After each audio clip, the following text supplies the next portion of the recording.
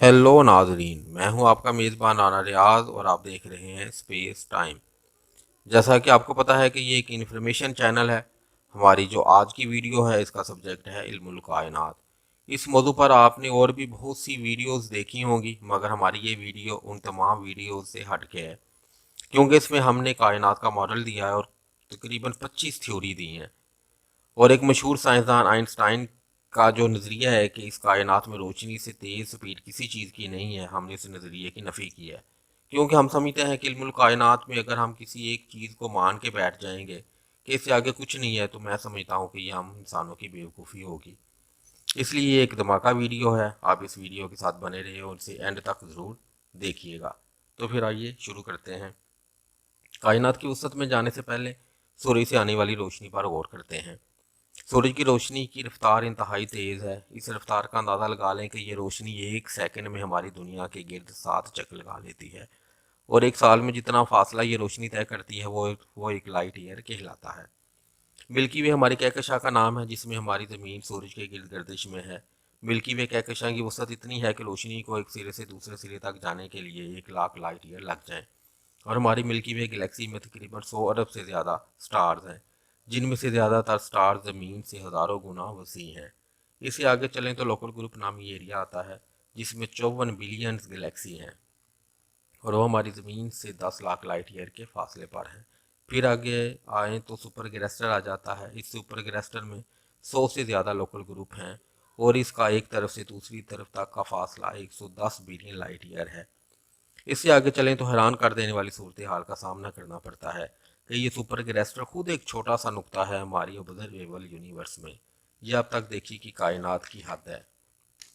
इस एरिया में तकरीबन 2000 बिलियन गैलेक्सीज हैं और इनमें से अगर अंदाज़ा लगाएं तो हमारी दुनिया में तमाम रेगिस्तानों में जितने भी रेत के ज़र्रे हैं, इन ज़र्रों से भी ज़्यादा सितारे और सियारे हैं। और अब यहाँ रोशनी की तेज़ स्पीड बहुत स्लो महसूस होती है। वो इसलिए कि इस एरिया में दुनिया में किसी भी तरफ का फासला रोशनी तकरीबन 4500 बिलियन लाइट ईयर में तय करती है।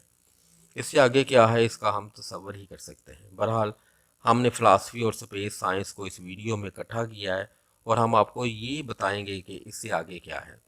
अब यहाँ पर आपकी तवज्जो दरकार है। ये स्पेस साइंस कह रही, हम नहीं कह रहे कि गैलेक्सीज बन रही हैं और वहाँ पर ब्लैक होल्स मौजूद हैं जो लातदाद गैलेक्सीज को जज़ब करने की सलाहियत रखते हैं। और अब हम यहाँ पे ये कहते हैं कि ये लातदाद गैलेक्सीज मिलकर एक कायनात बनाते हैं और वो कायनात अपना सामान भी रखती होगी और हमारी नॉन ऑब्जर्वेबल यूनिवर्स में बेशुमार कायनातें होंगी जो अपनी अलग अलग खासियतें, ज़ाब्ते और कानून रखती होंगी।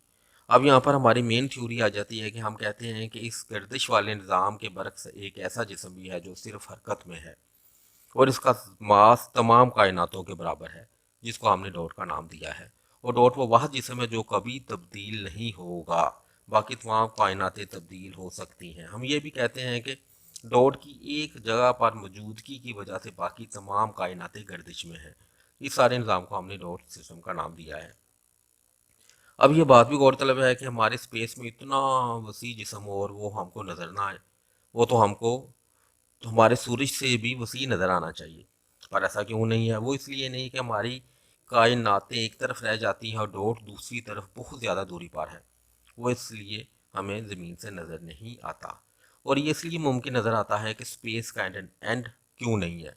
मेरा ख्याल स्पेस का एंड इसीलिए नहीं है कि एक डॉट ने इतने बड़े वसी जिस्म ने होना था। अब डॉट से खारिज होने वाली रोशनी वेव्स की शक्ल में कायनातों तक पहुंचती है, जिसको हमने डॉट वेव्स का नाम दिया है। और एक और बात यह है कि इस डॉट वेव्स में हमारी स्पेस के हर कोने पर मौजूद होंगी। अब डॉट वेव्स की स्पीड का अंदाज़ा लगाने से पहले हम डॉट की वसत का अंदाज़ा लगाते हैं। अभी तक हमें ये पता नहीं चला कि एक कायनात में कितनी कहकशाएँ मौजूद होंगी और फिर एक से ज़्यादा कायनातों का तो हमने सिर्फ अभी सोचा ही है। इसकी वसत के बारे में जानना बहुत दूर की बात है। पर इसके बावजूद हमने ये कह दिया है कि डॉट का मास हमारी तमाम कायनातों जितना है। अब इतने वसी जिस्म की कमियत तो लामतनाही होगी। मुझे तो इसकी कमियत लामतनाही कहते हुए अजीब लग रहा है। इसकी कमियत इनफिनिट इकाई से आगे की कोई इकाई होनी चाहिए। बहरहाल जहाँ पर डॉट मौजूद है वहाँ पर इसने स्पेस और टाइम को ज़ीरो कर दिया है। अब इतने बड़े जिस्म डॉट की हरकत की वजह से जो तवानाई पैदा होगी वो इसकी कमियत के बराबर होगी, और इस तवानाई से जो रोशनी पैदा होगी वो इन दोनों से 2 गुना ज़्यादा होगी। या फिर और आसान अल्फाज में यूँ कह लेंगे, हमारी स्पेस में डॉट से ज़्यादा कमियत किसी चीज़ की नहीं है। लिहाजा इसकी रोशनी इसकी कमियत से 2 गुना है, और डॉट की रोशनी हम तक डॉट वेव्स की शक्ल में पहुँचती है। और डॉट वेव्स ना नजर आने वाली तेज़ तरीन चीज़ का नाम है। इसको मसावात की सूरत में m बराबर t2 दर्ज करते हैं, यानी डार्ट वेव्स की रफ्तार किसी भी रोशनी से लाखों गुना ज़्यादा है। वो इसलिए कि डार्ट वेव्स को टाइम और स्पेस के साथ साथ लामहदूद फासला तय करना होता है, जहाँ पर किसी भी रोशनी का जाना मुमकिन नहीं है। रोशनी तो जब किसी ब्लैक होल में से गुजरती है तो इसकी कैपेसिटी ब्लैक होल के आगे ख़त्म हो जाती है कि वो वहाँ से बाहर नहीं आ सकती। अब यहाँ पर एक सवाल जन्म लेता है कि ऐसा क्यों हुआ है?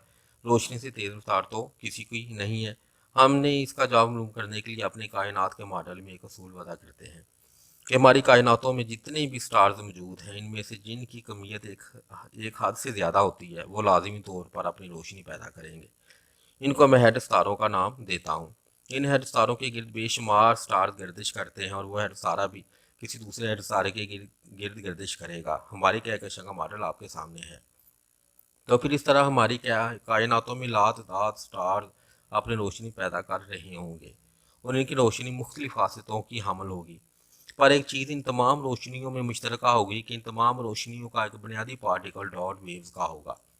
अब फ़र्ज़ करें कि सूरज से रोशनी खारिज हो रही है, और इस रोशनी का बहुत कम हिस्सा हमारी ज़मीन पर इस्तेमाल हो रहा है।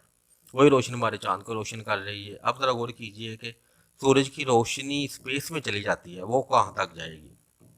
इसका जवाब कुछ ऐसा होना चाहिए कि स्पेस और टाइम पर सफ़र करती रोशनी नज़रिया ज़ाफियत के तहत अपनी अरबों खरबों सिमतें तब्दील करने के बाद बिल आखिर अपनी खासियत खो देगी। इसी तरह तमाम हेड स्टारों की रोशनियों के साथ होगा, और सिर्फ ना नजर आने वाला डार्ट वेव का बुनियादी पार्टिकल बाकी रह जाएगा, जो कभी ख़त्म नहीं होगा, अपने मुख्तलिफ काम सार अंजाम देगा। इसलिए रोशनी से तेज़ रफ्तार डार्ट वेव्स की है। पर एक मशहूर साइंसदान आइंस्टाइन ने कहा था कि ई बराबर mc2। ये कायनात में रोशनी से तेज़ रफ्तार किसी चीज़ की नहीं है, पर हम इस बात से मुतमिन नहीं हैं। हमारा मानना है कि सिर्फ इस कायनात में नहीं, बल्कि इन तमाम कायनातों में डार्ट वेव्स से ज़्यादा तेज़ रफ्तार किसी चीज़ की भी नहीं हो सकती। हत्ता कि तमाम रोशनियों की तेज़ी भी डार्ट वेव के सामने मान पड़ जाएगी, जिस पर मज़ीद बहस हमारी दूसरी वीडियो में होगी। बहरहाल अभी हम इस वीडियो को ख़त्म करते हैं। बहुत जल्द इस डॉट सिस्टम की वीडियो का बकिया हिस्सा आपके सामने होगा। फ़िलहाल अभी आप हमको ये बताएंगे ये वीडियो आपको कैसी लगी है, और इस वीडियो में बयान करता थ्योरी को आप किस नज़र से देखते हैं।